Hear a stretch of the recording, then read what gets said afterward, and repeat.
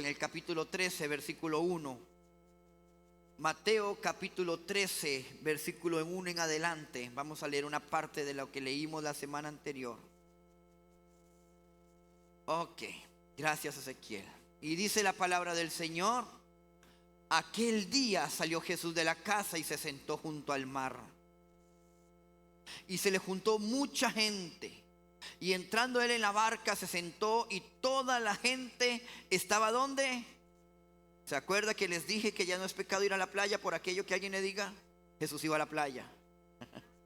Amén. Sigue. Y les habló muchas cosas por parábolas, diciendo: he aquí, el sembrador salió a sembrar. Y mientras sembraba, parte de la semilla cayó junto al camino, y vinieron las aves y la comieron. Verso 5.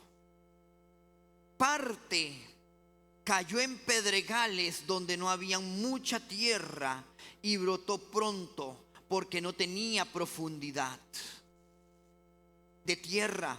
Pero salido el sol se quemó, y porque no tenía raíz se secó. Y parte cayó entre espinos, y los espinos crecieron y la ahogaron.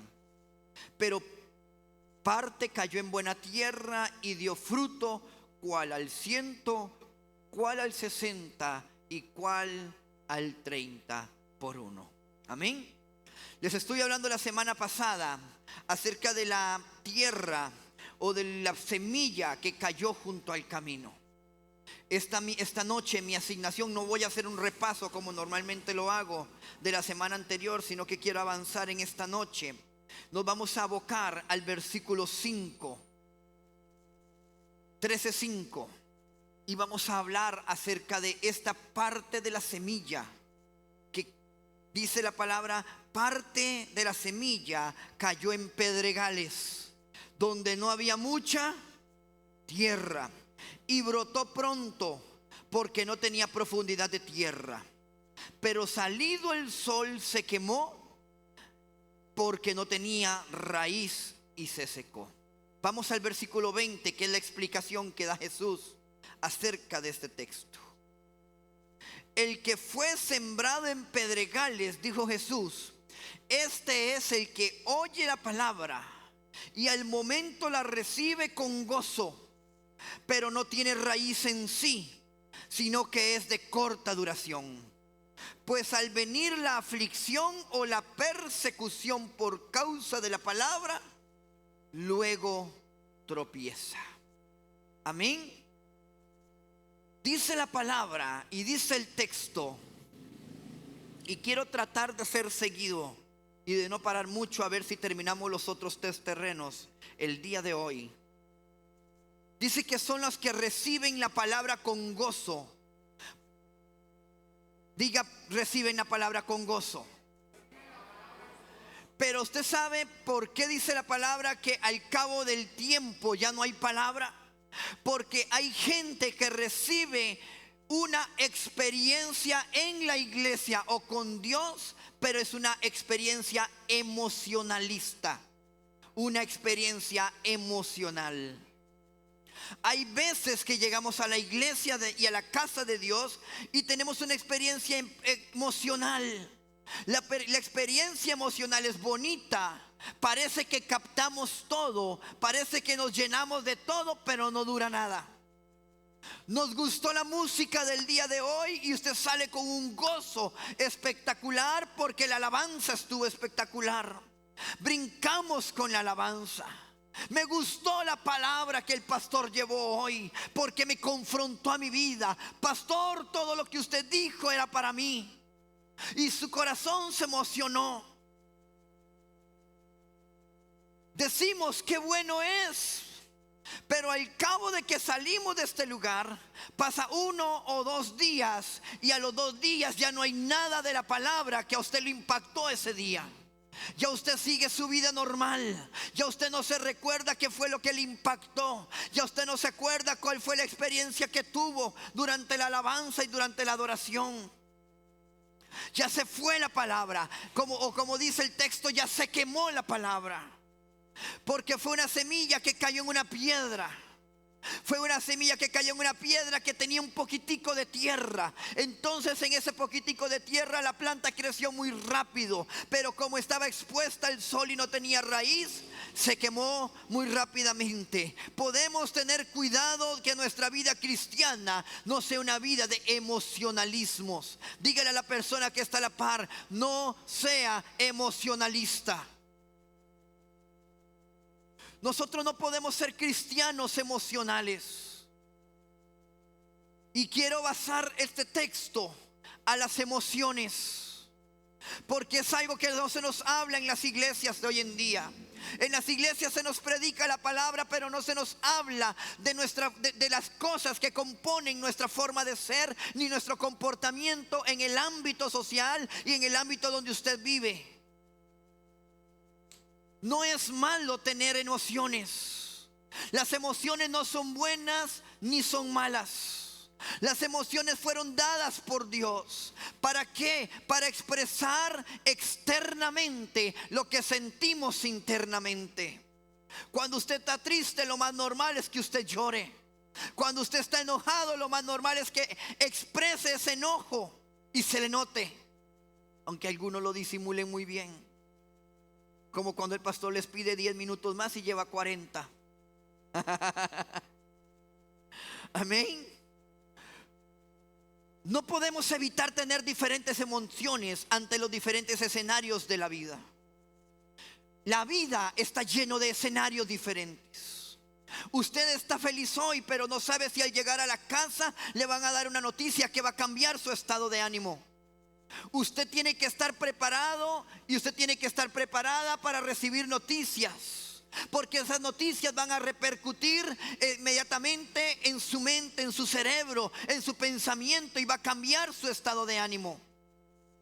Y conforme y cómo usted trate con sus emociones va a determinar la inteligencia emocional con la cual usted va a resolver sus problemas. Se me está quedando la gente, no lo voy a perder, Vamos. ¿Vamos bien? Jesús era una persona emocional. Jesús nunca tuvo miedo de demostrar sus emociones. Lo que pasa es que en las iglesias no se hablan de las emociones. Hay algunas iglesias que condenan las emociones. Hay algunas iglesias que si usted lo ven, tiene un problema y lo ven llorando y le dicen: no llore, usted es cristiano, usted es un hijo de Dios, ¿qué clase de Dios tiene? Y condenan la emoción. Dígame, ¿quiénes lloran en este lugar? ¿Quiénes han llorado cuando tienen algún problema? ¿Quiénes han llorado cuando han tenido una pérdida? Qué bien que no estoy hablando con robots llenos de inteligencia artificial en este lugar. Amén. No podemos evitar que hayan diferentes emociones en nuestra vida. Jesús era una persona con emociones. Jesús nunca tuvo problema de demostrar sus emociones. Jesús demostraba su alegría con la gente. Incluso cuando Jesús estaba en las fiestas, como en las fiestas de las bodas de Canaán, estaba alegre. Y era tanto su alegría que necesitaba hacer más vino para que siguiera la fiesta. Diga: Jesús es un Dios de fiestero. Jesús es fiestero. A Jesús le gustan las fiestas. Lo primero que le dijo Jesús, lo que le dijo Dios al pueblo de Israel en el libro del Éxodo: les voy a decir la fiesta de las Pascuas, la fiesta de esto. Quiero que me celebren la fiesta de los tabernáculos. Celébrenme en diferentes fiestas. A Jesús, a Dios les gusta la fiesta. Hay una fiesta esperándonos a usted y a mí en la patria celestial el día que vayamos delante de su presencia. Y a Jesús no le importaba demostrar su alegría, pero tampoco le importaba si tenía que demostrar tristeza por algún acontecimiento, como cuando se muere su gran amigo muy cercano llamado Lázaro. Jesús no se escondió para llorar. Jesús lloró delante de la gente. Él no se cohibió diciendo: los hombres no lloran. Jesús lloró. Usted puede llorar también. Tenemos que aprender a llorar en la presencia de Dios. Tienes que aprender a llorar en la presencia de Dios para poder reírte en la presencia de tus enemigos. A ver, iglesia. ¿Dónde está portadores de su gloria hoy? Solamente quien aprende a llorar en la presencia de Dios aprende a reírse delante de sus enemigos. Usted no puede andar llorando delante de sus enemigos. Los que tenemos que aprender es a tener inteligencia emocional y saber dónde yo puedo exponerme y dónde no. Tú no puedes llorar delante de tus enemigos. Un batallón no va al campo de batalla llorando. Tu tiempo de llorar es cuando estás en la presencia de Dios. Ese es el lugar donde tú sueltas todas tus emociones. Ese es el lugar donde tú le dices: Señor, ya no aguanto más. Ese es el lugar donde tú le dices: Señor, ya no lo soporto. Señor, esto me duele. Ese lugar es donde tú te derramas delante de Dios. Pero luego que te derramas delante de su presencia, te levantas, te secas las lágrimas y te presentas delante del enemigo con una palabra de autoridad. Escrito está. Amén. No te cohibes delante de tus enemigos diciendo, tú te levantas y le dices: Dios estaba conmigo mientras lloraba, y el Dios que estaba conmigo mientras yo lloraba es el Dios también que me da la victoria delante de mis problemas, delante de las circunstancias, delante de las cosas que vengan a atacarme. El que llora en privado se ríe en público.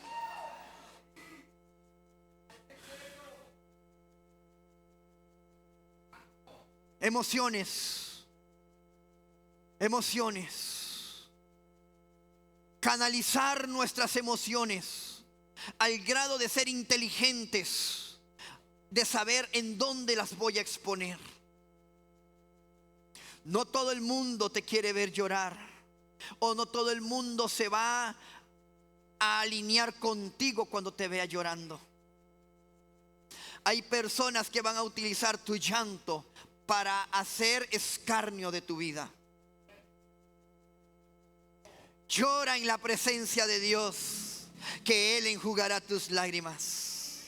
Llora en su presencia, que Él te dará la fortaleza para salir y para pararte delante de todo aquello que se levante contra ti. Y lo que se levante contra ti no tendrá y no temerá tu corazón, porque Dios estará contigo.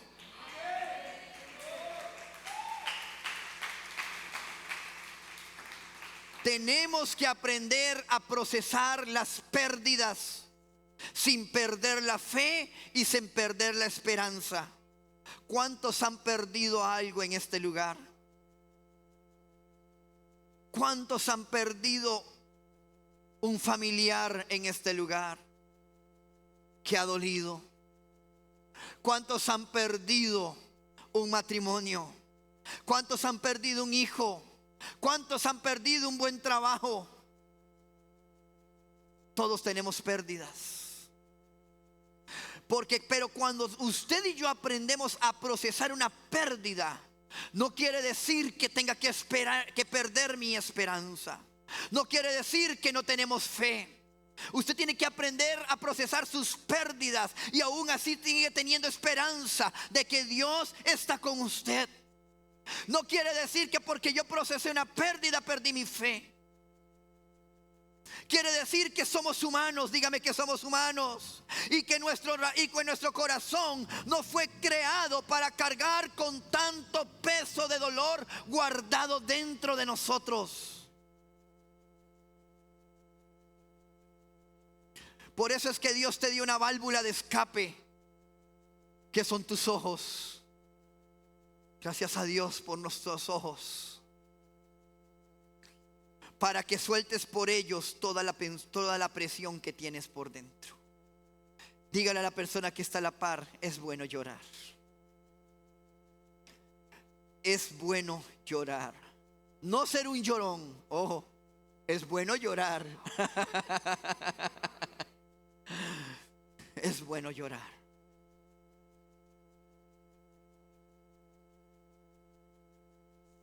Dios es tan bueno que Él, si te mantienes en esa situación todo el tiempo, si usted se mantuviera todo el tiempo guardando una pérdida y pasan los meses y los meses y los meses, hay personas que no superan las pérdidas. Y esas personas al final terminan buscando ayuda psicológica, pero también ayuda psiquiátrica, porque no lograron superar pérdidas. Dios nos hizo a nosotros con la capacidad de superar las pérdidas con el tiempo. Dios a nosotros nos dio una capacidad diferente. Pues nos duele mucho la pérdida.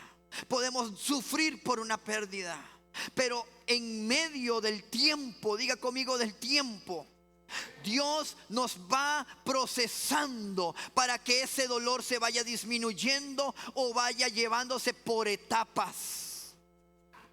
Como pastor, Dios permite que el proceso de la muerte de un ser querido lo puedas llorar el día que murió, pero al tiempo tu corazón se va restableciendo y volviendo a la normalidad.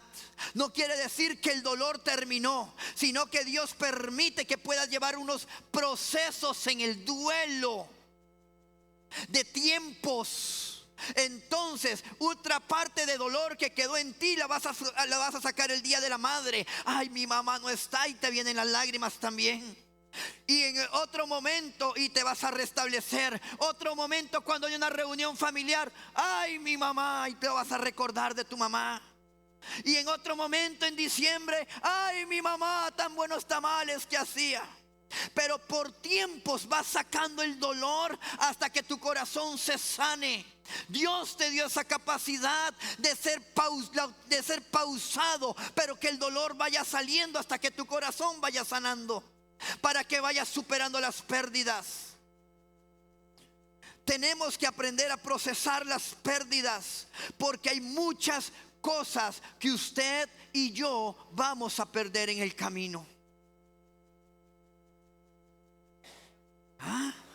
Hay muchas cosas que siempre se van a quedar perdidas en el camino.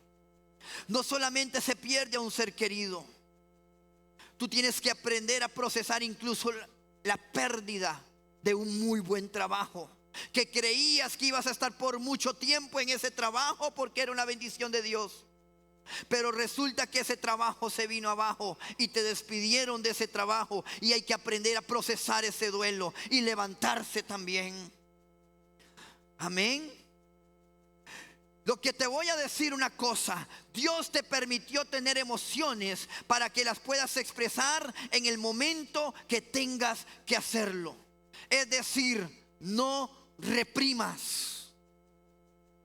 Vuelva a ver a la persona que está a la par. ¿Quiere llorar? Llore y no reprima. Sánate de adentro hacia afuera.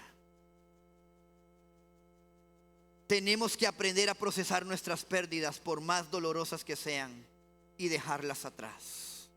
Amén. ¿Cómo es posible que de estas cosas no se nos hablen en las iglesias? ¿Cómo es posible que en las iglesias trabajan nuestro espíritu, pero no trabajan nuestra alma?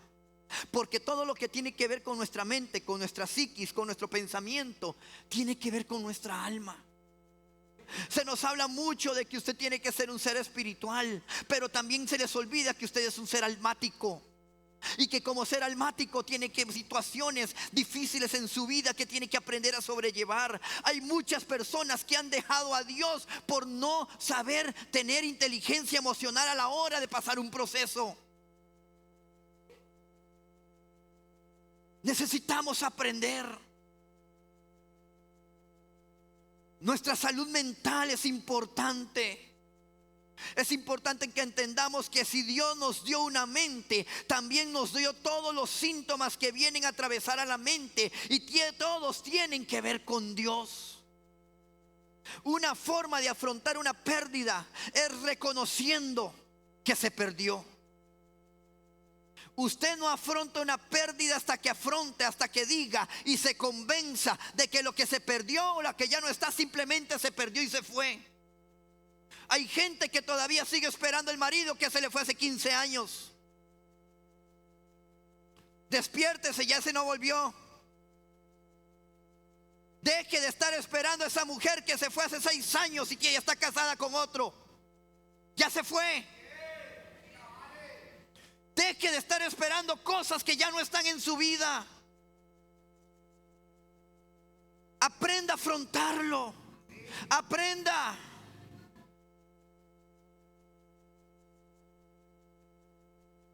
Hay que decirle: Señor, ayúdame a tratar con las pérdidas. Por más que ayúdame a aceptar mis pérdidas. Las pérdidas generalmente te terminan dando ganancias. Hay pérdidas que no son pérdidas. En el momento se ven como pérdidas, pero al final quien está ganando es usted.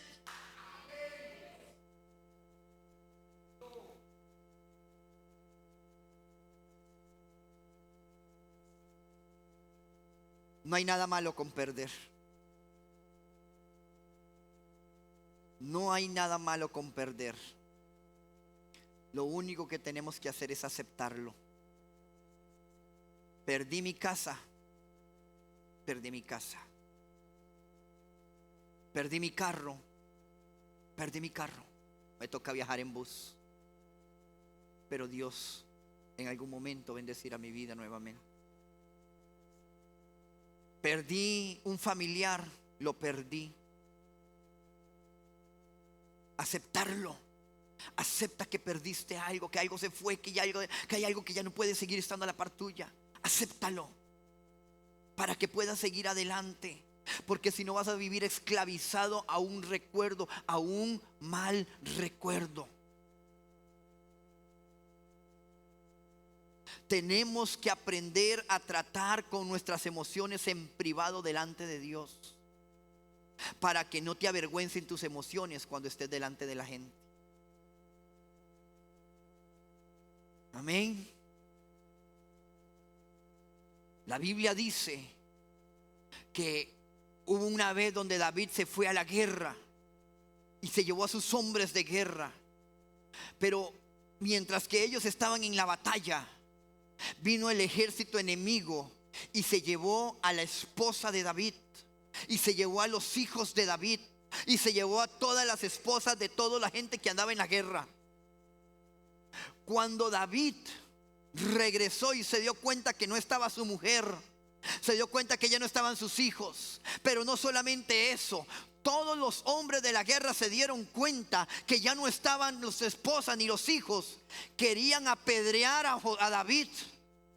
Y dice la palabra que David se metió al templo y lloró hasta que no le quedaban fuerzas. ¿Ha llorado usted hasta que no le queden fuerzas? ¿Ha sabido usted lo que es llorar cuando no queda absolutamente nada de fuerzas de levantarse? Llorar hasta que no tienes fuerzas. David lloró delante de la presencia de Dios. Pero después de que David lloró, dijo: ya lloré, ahora tráigame en el efod. Yo quiero consultar a Jehová.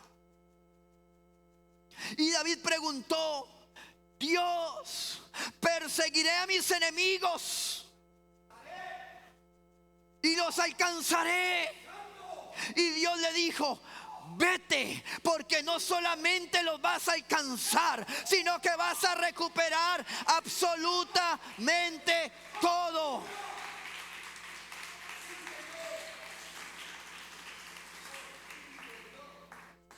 Si tú no tratas con tus emociones delante de Dios, las vas a usar para herir a personas inocentes que Dios ha acercado para hacer medicina delante de ti. Si tú no aprendes a tratar con tus emociones, vas a usar esas emociones de una manera incorrecta y vas a herir a tus hijos. Vas a herir a la persona que está a la par tuya, a quien te ama, a quien te respeta y a quien te honra. Vas a herir a tus hermanos, a tu familia, por no saber tratar con tus emociones. Cuidado con las emociones. Cuidado con las emociones. El cristiano que vive por las emociones es un cristiano que vive en altas y en bajas. Usted lo ve hoy saliendo en victoria, pero el miércoles viene como que perdió la mayor guerra de toda su vida. A veces siente a Dios y a veces no lo siente. Amén. Hay que tratar con tus emociones. Hay que poner delante de Dios las emociones. Amén. ¿Usted sabe cuál es uno de los enemigos que nunca faltan, y menos en las iglesias? El desánimo. Diga conmigo, el desánimo. ¿Sabrá usted lo que es estar desanimado?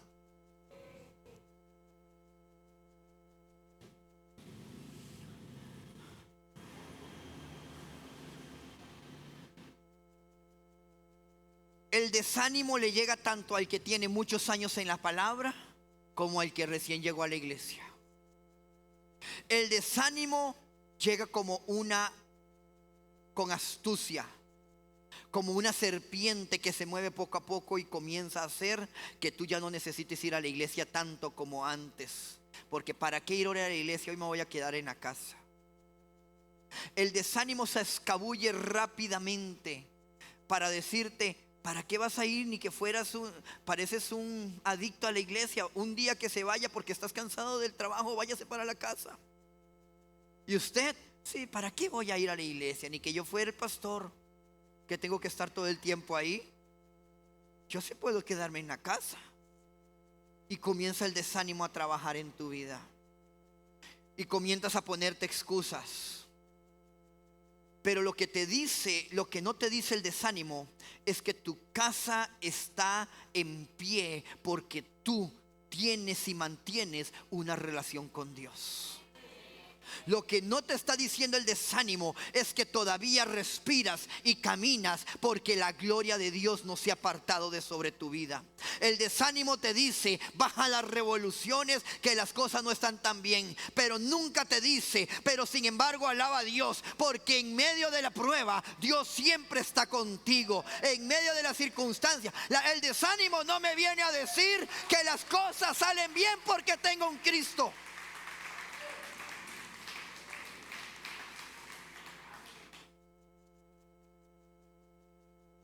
El desánimo le viene a los grandes y a los pequeños. El desánimo no es un termómetro para vivir o para medir el nivel espiritual de una persona. Ay, es que usted sí que está desanimada. ¿Qué clase de cristiano es usted? Chingo de cristiano. ¿Usted ha conocido gente así?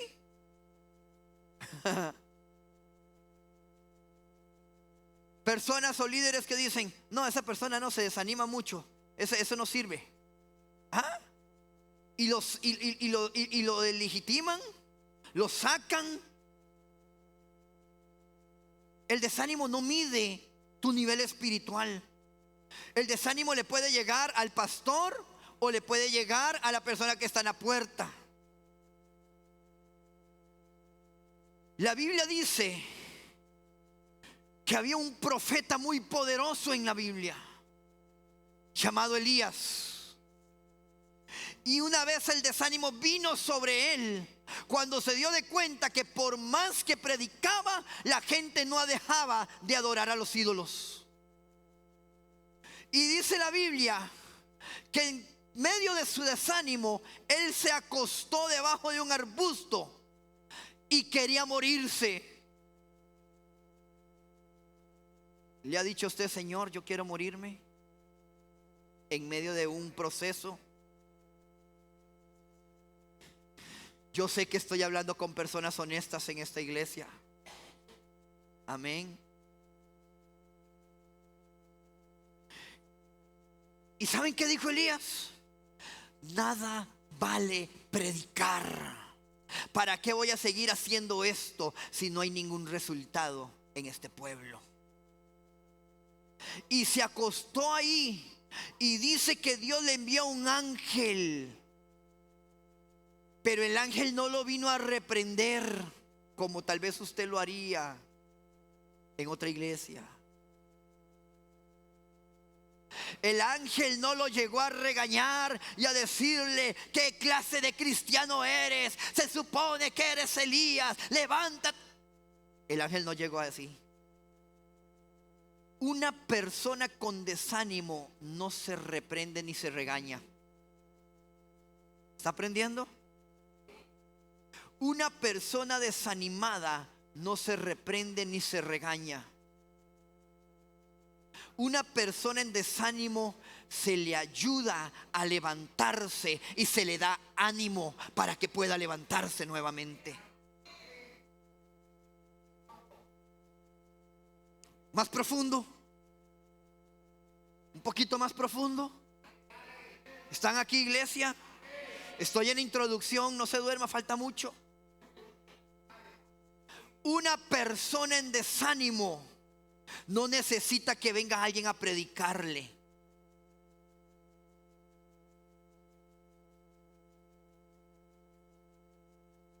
Una persona en desánimo necesita que alguien le anime y que la escuche. ¿Ah? Hay gente que su desánimo es que nadie los escucha. Hay personas que yo he recibido en consejería: pastor, necesito consejería. Está bien, y atendemos a las personas. Y ya le pregunto a la persona: ¿qué viene? Y la persona me dice: pastor, yo vengo a esto y a esto. Y yo le digo: ¿y cómo cree usted que podremos solucionar ese problema? ¿Qué hay que hacer? Y la persona me da la solución, me dice la salida, me dice todo. Y yo le digo: bien hecho, chao, que le vaya bien. Ay, pastor, gracias, me solucionó la vida. Y yo no dije nada. Todos lo sabían. Era simplemente que necesitaban ser escuchados.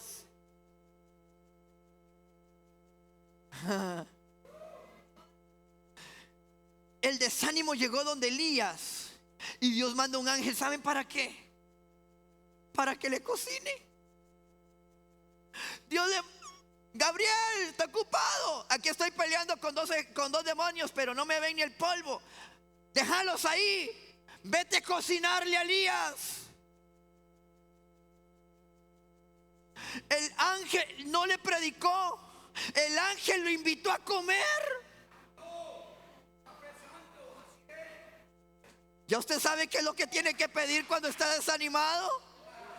La agarró en el aire, ¿verdad? Invíteme a comer.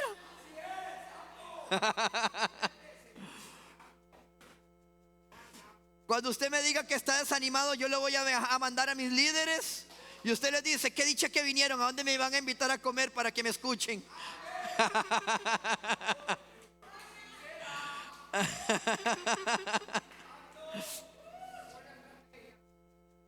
El desánimo le llega a cualquier persona. Las personas, yo no sé si usted se acuerda de la historia. Jesús ha muerto. Y resulta que camino a Emaús aparecen dos discípulos y iban desanimados hablando tonteras, porque una persona desanimada comienza a hablar incoherencias. Ay, es que si Dios hubiera estado conmigo, sabiendo que Dios siempre ha estado con esa persona. Y estas dos personas iban hablando incoherencias y se les presenta Jesús, pero sus ojos fueron velados. Entonces Jesús les pregunta: ¿qué son esas conversaciones que ustedes tienen? Y ellos le dicen: ¿acaso tú eres el único forastero que no has escuchado de los acontecimientos que pasó con Jesús? Y dicen: ¿qué pasó? Y entonces ellos les comienzan a contar: Jesús, el que creíamos que era el Hijo de Dios, fue muerto. Y le comienzan a contar toda la historia. Llegaron a una ciudad y dice que el forastero se fue. La vela de sus ojos se fue porque el desánimo se fue, porque Jesús los escuchó hablar. Ellos se despojaron de todo lo que tenían y lo vaciaron en Jesús, y se dieron cuenta que quien les hablaba era nada más y nada menos que el Hijo de Dios.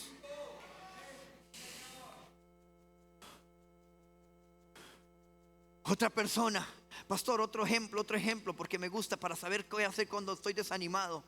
Jeremías tiene un problema. No sabe lo que dice Jeremías. Dios le prohíbe casarse. Dios le dice a Jeremías: yo te voy a levantar, pero te prohíbo que te cases. Y el hombre se desanima.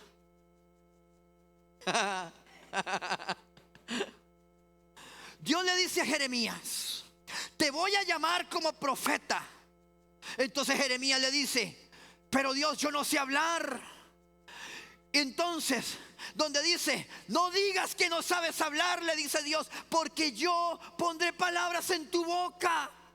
Entonces Jeremías dice: pero yo no soy profeta. Y Dios le dice: antes que te formase, antes que yo te hiciera en el vientre de tu madre, yo te conocí y te santifiqué y te llamé a las naciones.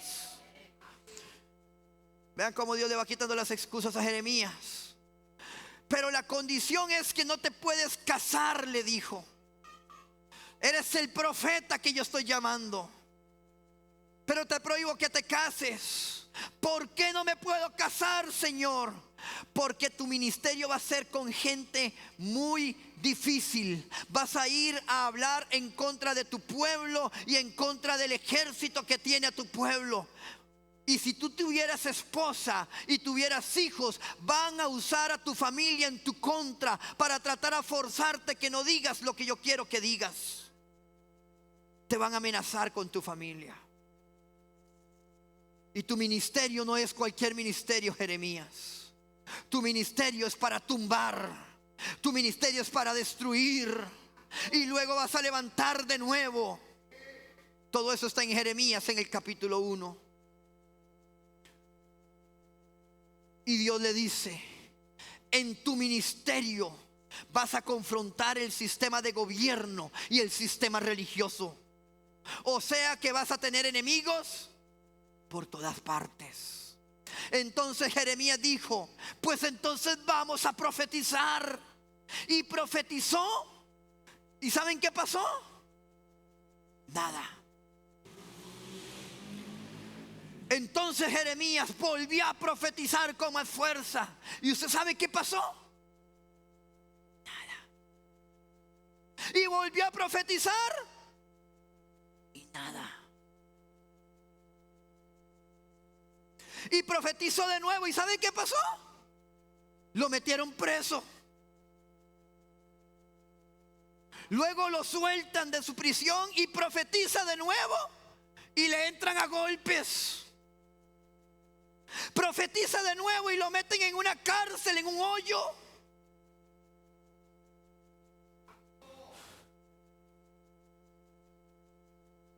Muy seguramente yo creo que ese no era el ministerio que Jeremías esperaba tener. Seguro Jeremías dijo: la verdad es que yo creí que iba a tener mi propio canal de YouTube, y que con mi profeta y que con mis profecías y mi palabra iban a ser tantos los likes y tantos los seguidores que hasta iba a monetizar en el YouTube con ellos. Seguramente Jeremías decía: voy a tener un montón de seguidores que cuando yo abra mi boca van a estar ahí esperándome y echándome porras para que yo les predique. Pero cada vez que yo abro mi boca, lo que hacen es que me dan golpes y nunca veo cambios. Jeremías dijo: llevo años profetizando y nada sucede. ¿Y saben qué pasó? Jeremías se desanimó y se sentó. Y cuando Jeremías se sienta, le dice a Dios: nunca más me acordaré de tus palabras. Y nunca más, escúchame Dios, nunca más volveré a hablar de tu parte. La Biblia le dice de esta manera, porque esa fue la parte bonita. La Biblia comienza y dice que Jeremías dijo que el hombre comenzó a maldecir: yo no sé para qué yo nací. Para sufrir tanto y para pasar tanto dolor, yo mejor me hubiera quedado muerto en el vientre de mi mamá. Y dijo, perdón los susceptibles, textualmente Jeremías dijo, maldigo el tipo que le dijo a mi mamá que ella iba a parir de mí. Y maldijo el día de su nacimiento. No le vuelvo a predicar nunca más a nadie. ¿Ah? ¿Cómo les quedó el ojo?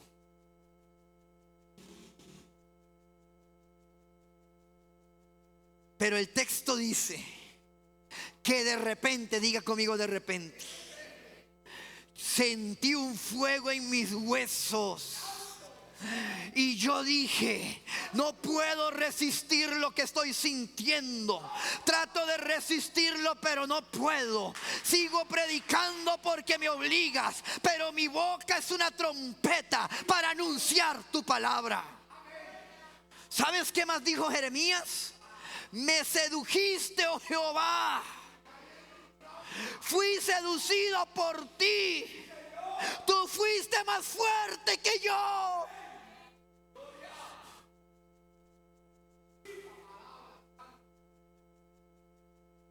El desánimo no es señal de que tú estás lejos de Dios.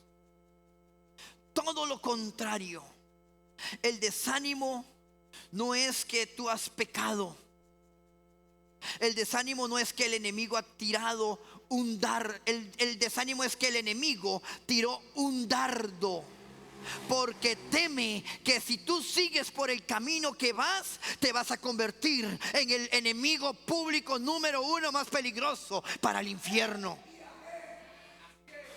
Lo que usted tiene que hacer es, a pesar del desánimo, seguir caminando. Estoy desanimado, pero sigo caminando. Siento que no tengo fuerzas, pero sigo avanzando. Sé cuál es mi línea. No importa que los demás se queden botados, sigo caminando.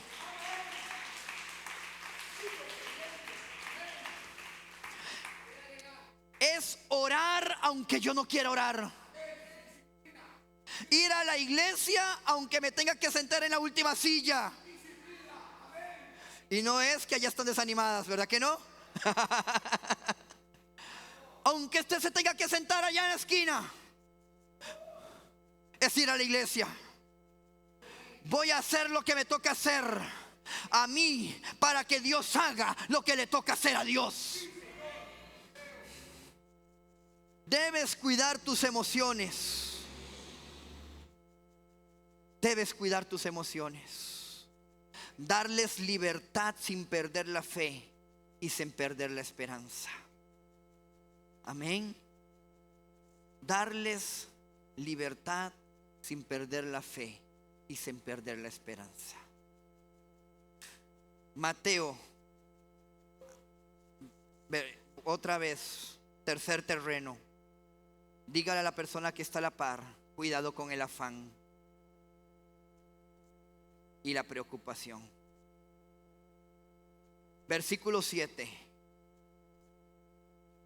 Y parte cayó entre espinos, y los espinos crecieron y la ahogaron.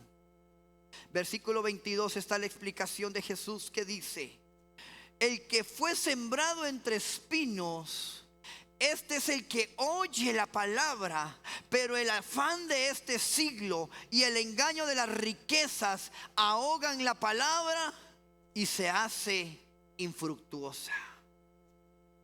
Amén. Tenemos que tener cuidado con el afán. La palabra afán en griego es merima, que significa ansiedad, preocupación, que divide o lo que distrae la mente y lo que nos hace girar la mente de la persona angustiada en diferentes direcciones. Cuando la Biblia habla de afán, está hablando de la ansiedad y la preocupación. Me está hablando de una mente dividida que está caminando en diferentes direcciones. La Biblia nos advierte que tenemos que tener cuidado con la ansiedad. que nuestra mente no puede estar dividida. No puedes estar en Dios y estar en el mundo, ¿verdad que no?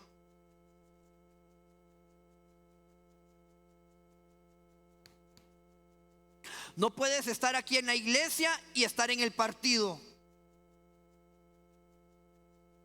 No puedes estar aquí escuchando la prédica y estar viendo a ver lo que pasa por la calle.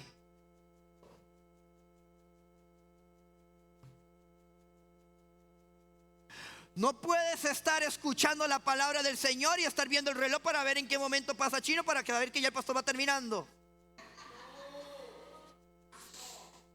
Yo ahí sueno hasta el chofar.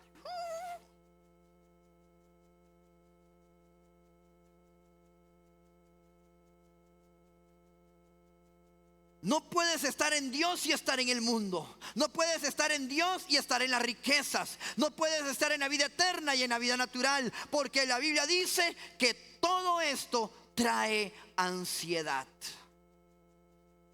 ¿Conoce usted personas que han pasado por ansiedad?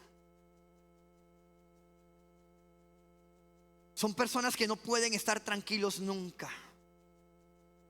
Se comen hasta las uñas. Les tiemblan las manos. Son personas que sienten que tienen que estar en un lugar, pero no se establecen en ningún lugar, entonces andan por todo lado. Yo les digo la unción de la cabra loca.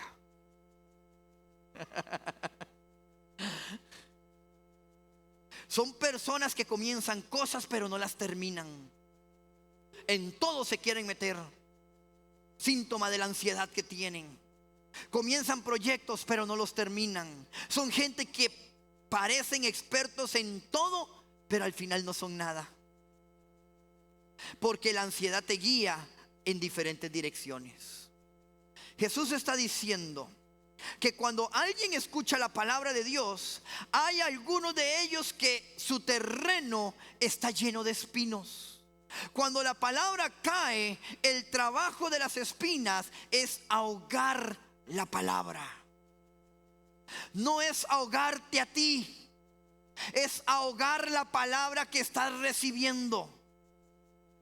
Si se ahoga la palabra, se ahoga tu fe.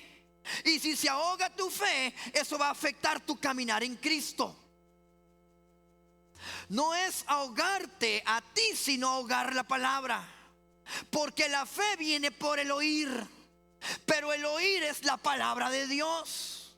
Y si se ahoga la palabra, se ahoga la fe. Y si se ahoga la fe, se ahoga tu caminar en Cristo. Las preocupaciones excesivas nos roban el sueño y nos roban el descanso. ¿Cuántos han estado preocupados? Que a veces no puedes dormir, de estar piense y piense y piense y piense y piense y piense y piense y piense y piense y piense y piense. Si usted está muy preocupado, muchas veces ni siquiera puede dormirse.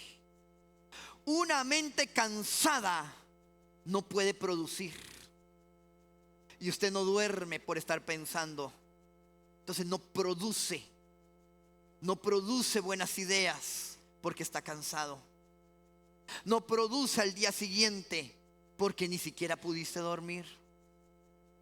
No puedes tomar decisiones permanentes en medio de situaciones temporales.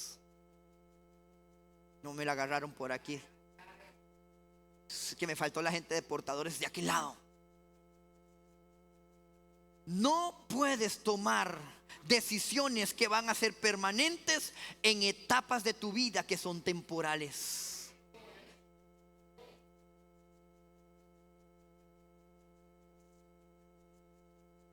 No puedes dejar que la gente te empuje a tomar decisiones cuando tú estás cansado. Primero debes descansar. Primero debes estar tranquilo y en paz.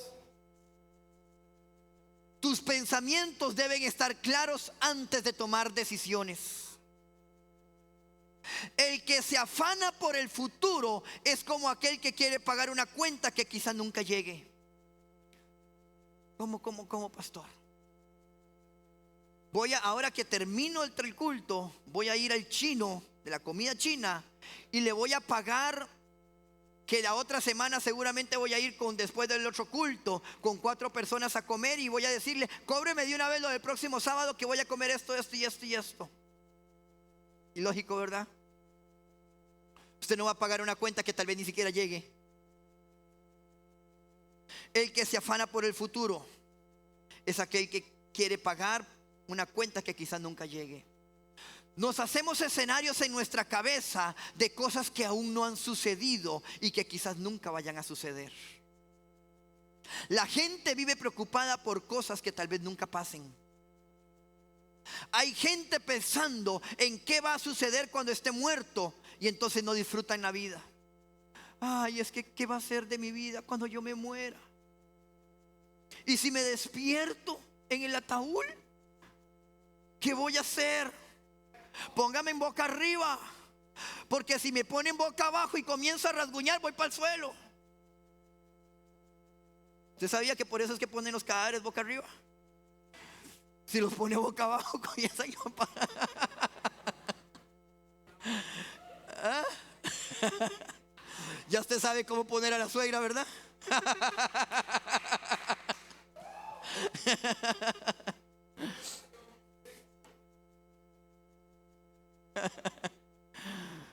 Póngame en un celular, porque si me despierto, ¿quién voy a llamar cuando me muera? ¿Qué será cuando me muera? Y es que si mi hijo y mi hija no pueden, ay no. Y se comienzan a preocupar inclusive desde el momento en que hasta que se van a morir. Hay gente que no disfruta el matrimonio por miedo a una infidelidad. Me caso contigo, pero ay de usted que me la haga. Y cada 2 meses tiene que recordárselo. Recuerde que hay de usted que un día me la haga, porque usted no. Y no disfrutan su matrimonio por estar pensando en que un día le van a ser infiel. ¿Ah?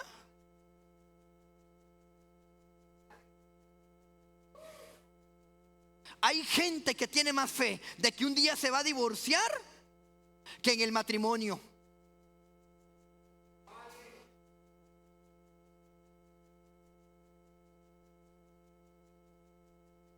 Entonces se tienen un seguro de divorciado para cuando este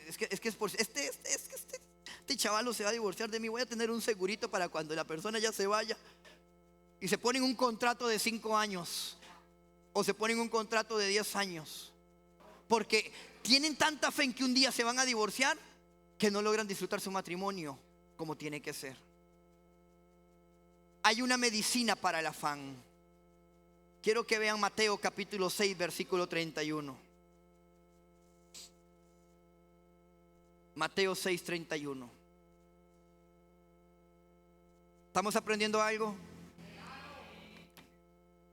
Yo creo que yo estoy predicando mejor de lo que usted está celebrando. No os afanéis pues diciendo, ¿qué comeremos? ¿O qué beberemos? ¿O qué vestiremos? Porque los gentiles buscan todas estas cosas. Otra versión dice, los pecadores buscan estas cosas. O sea que cuando yo muestro ansiedad, Dios me ve como un pecador. No lo digo yo, me lavo las manos, Señor, esto fue tu palabra. Cuando yo sufro de ansiedad, Dios me ve como un pecador. Pero vuestro Padre Celestial sabe que de qué tenéis necesidad de todas estas cosas. Mas buscad primeramente el reino de Dios y su justicia, y todas estas cosas os serán añadidas. Así que no os afanéis por el día de mañana, porque el día de mañana traerá su propio afán. Basta cada día su propio mal. ¿Saben qué es lo que quiere decir? Es que si yo me preocupo hoy por mañana, estoy añadiendo la preocupación de mañana a la ocupación de hoy. Entonces hoy estoy doblemente ocupado, preocupado. Entonces ahora voy a tener una doble preocupación. Mañana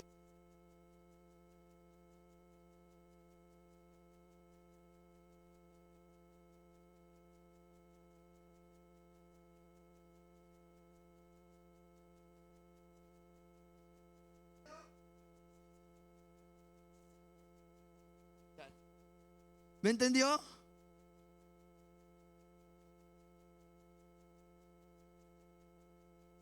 Me voy a ocupar, pero no a preocupar, porque mi preocupación muestra mi poca fe en Dios. Muestra que yo no confío en que Dios me va a dar lo que yo necesito. Esto parece algo simple, pero sin embargo es algo profundo. Y Dios lo toma muy personal.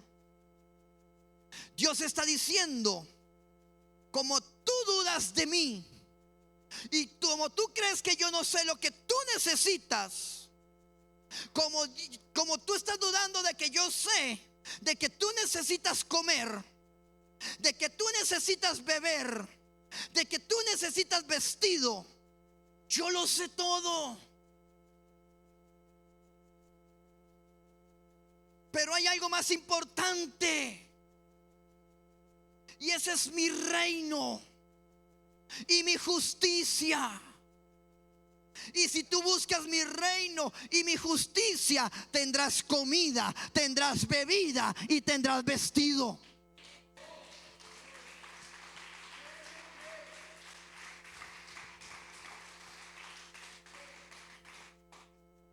¿De qué cosas está hablando el Señor? Ahí mismo lo dice. ¿Qué es lo que me va a ser añadido? Comida, bebida y vestido. Estas cosas son las cosas materiales y son cosas esenciales y necesarias en nuestro diario vivir. Jesús lo que está diciendo es que el Padre sabe cuál es tu necesidad antes que tú se las digas.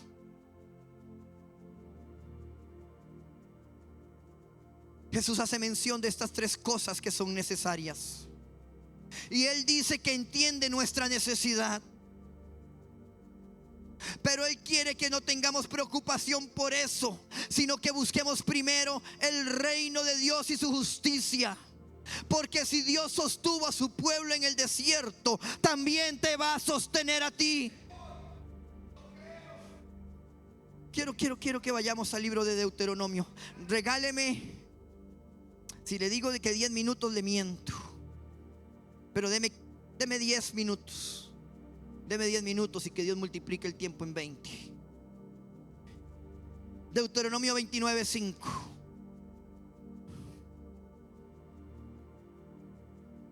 Deuteronomio 29:5.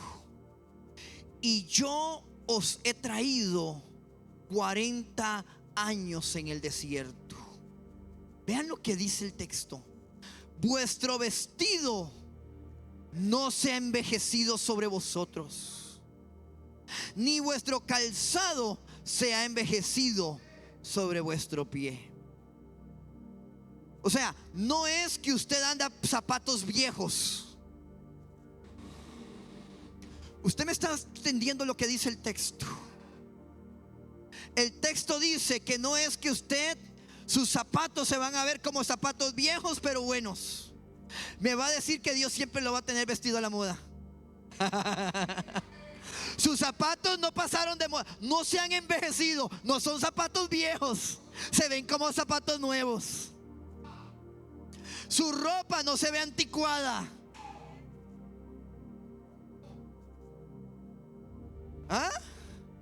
Pero usted se enoja porque no tiene nada que ponerse para venir a la iglesia.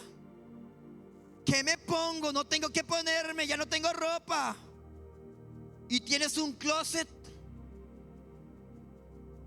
con ropa, con 15 pares de zapatos y solo 2 pies.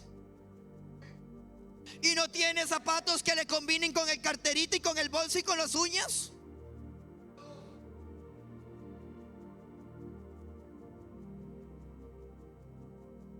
dice Israel: acuérdate que cuando estabas en el desierto, tu ropa no se ponía vieja.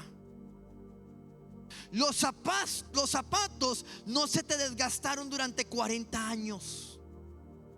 No te preocupes por lo que vas a comer, por lo que vas a beber o lo que vas a vestir, porque el Padre sabe que sus hijos tienen que vestir, comer y beber.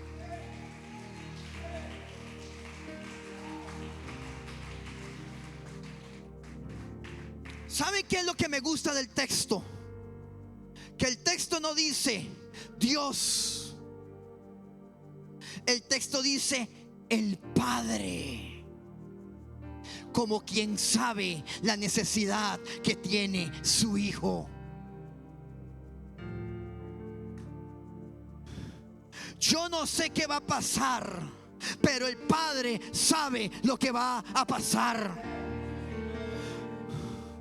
Yo solo sé que busco el reino de Dios y la justicia, porque estoy tranquilo y todas las demás cosas me serán añadidas. Todo me será añadido, añadido, añadido, añadido, añadido. Todo me será añadido.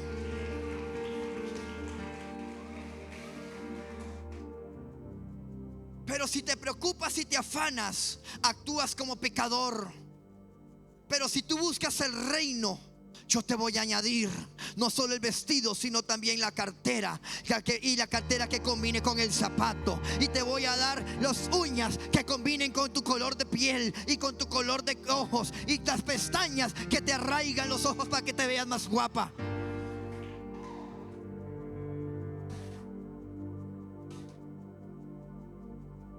Cuando tú buscas mi reino, yo me preocupo de ti, de tal forma que no solo te doy lo que necesitas, sino que te añado un poco más.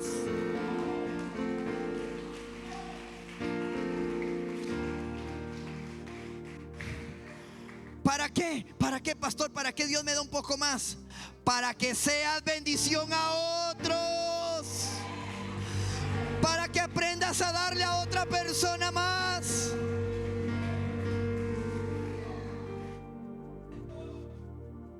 Tú eres uno que abre puertas y preparas caminos a otros.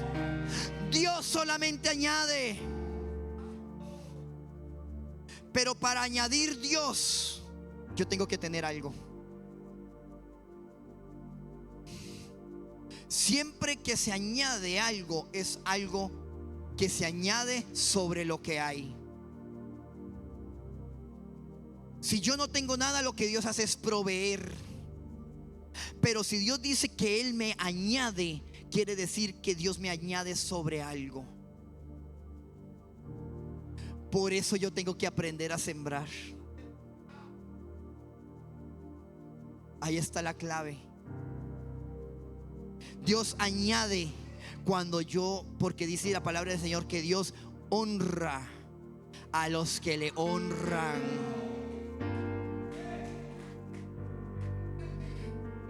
Cuando una mujer estaba pasando un tiempo de necesidad, y déjeme, quedan 4 minutos. Cuando una mujer estaba en un tiempo de necesidad, ¿saben qué les dijo el profeta? ¿Qué tienes en tu casa? Nótese, le preguntó qué tienes, porque Dios le iba a añadir a lo que ya ella tenía. Y tenía unas tinajas con un poco de aceite. Para Dios hacer un milagro como la multiplicación de los panes y los peces, tenía que haber alguien que le presentara 3 panes y 5 panes y 3 peces. Y Dios añadió para alimentar a más de 5,000 personas. Amén. Póngase de pie. Ezequiel, el último versículo del texto, no lo puse. Después del 7, el 8, el 8 o el 9 creo que es. Pero parte cayó en buena tierra y dio fruto cuál al 100, cuál al 60 y cuál al 30 por uno. Diga: yo soy buena tierra. La palabra está dando fruto en mi vida. El que tiene oído para oír, que oiga. Dice la palabra: todo árbol que no dé buen fruto es cortado y alimenta el fuego. Pero usted tiene un buen fruto. Usted tiene una buena tierra y la palabra está quedando y está haciendo rema y está haciendo raíz, y usted está entendiendo que lo que Dios está transformando en su vida es una persona espiritual, es una persona llena de palabra, es una persona que tiene que ser fructífera. En el nombre de Jesús, en el nombre de Jesús, en el nombre de Jesús. Levante su mano, yo oro por usted. Padre, en el nombre de Jesús, deshacemos todo terreno pedregoso, deshacemos todo terreno de espinos. Emociones sean sanadas, emociones sean restablecidas en el nombre de Jesús. Enséñanos a que la palabra siempre caiga en el mejor terreno, en el nombre de Jesús. Amén.